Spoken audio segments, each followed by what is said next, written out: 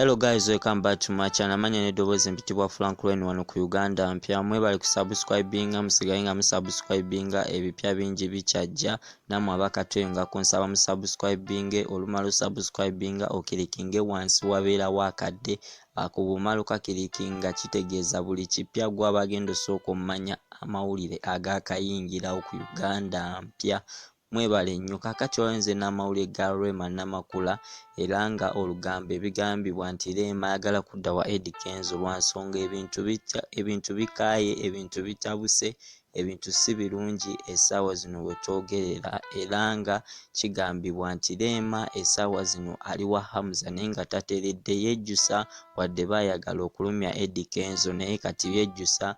Mujjukira abamu abasinga mukimanyi nti Amaru muwala wa Rema oba muwala wa Eddy Kenzo yabadde ne birthday era nga yali yasaba taata we abeerewo. Eddy Kenzo yamusaba abeerewo ku birthday ye bamukole birthday nga ne taata we waali. Nga bwe mumanyi nti omwana kyabulijjo abeera ne relationship ne taata we era nga relationship ebeerawo ekwatagana n'abazadde, so ekyo kiraga nti omwana awaliriza Rema okudda ewa Eddy Kenzo ekintu kye tumanyi nti kisoboka era nga kigenda kusoboka era nga kigenda kutuukirira.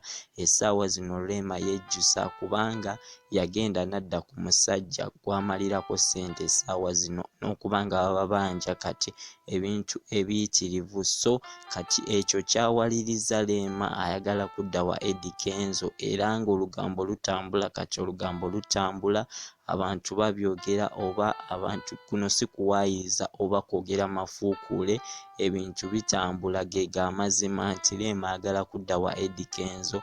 Eddy Kenzo nga bumanyi nti yakaaba amaziga buli kimu ne kibeerawo naye abasinga bagamba nti amaziga gakungula, omuntu buli bw'akaaba ennyo abeera akungula, so ekyo kiraga Eddy Kenzo amaziga ge yakaaba oba gatandise okuzza ebintu ebimu, gatandise okubanga gazza mukyala we gwe yalinga ayagala era nga ffenna tukimanyi nti Rema era nga tuwagira Rema adde wa Eddy Kenzo because ye kape yaliwo enyuma, yali kape ennungi. Tetuganye ne Hamza naye kapo ye ebadde nnungi era nga babadde balungi, relationship yaabwe ebadde nnungi naye nga tulaba Eddy Kenzo yali asaana omukyalo because yamuzaalamu n'omwana.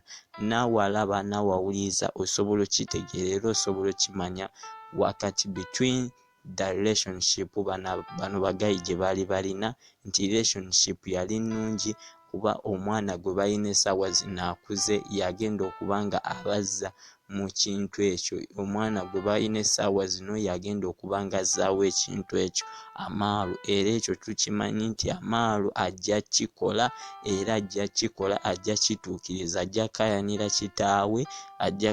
kitaawe ebbanga lyonna musange nga Amaru azzeemu n'akwasaganya abantu bano. Relationship eyo namwe mukimanyi tesobola kumala gabulawo bwetyo, tesobola kumala gabulawo bwetyo, tekisoboka era ekyo kya bulijjo nti nze nawulirako nti n'abantu abamu bakyawagana naye olw'abaana be baba bazadde ne babazza engulu n'osanga ng'oli yali akyawaganye ne bbaawe nga bamukubye n'empeta gy'alaze naye n'addukayo n'akomawo wa bbaawe lw'abaana, nti abaana basigala mu ka relationship ako, basigalamu ne kali munda ak'okwagala abazadde wamu ne baba nga bali wamu nga bateesa kyekimu nga bali ku kimu. Nja kubongerako eyo sitoole, mbasaba mu subscribinge. Amanya n'eddoboozi mpitibwa Frank Rain wano ku Uganda mpya. I love you.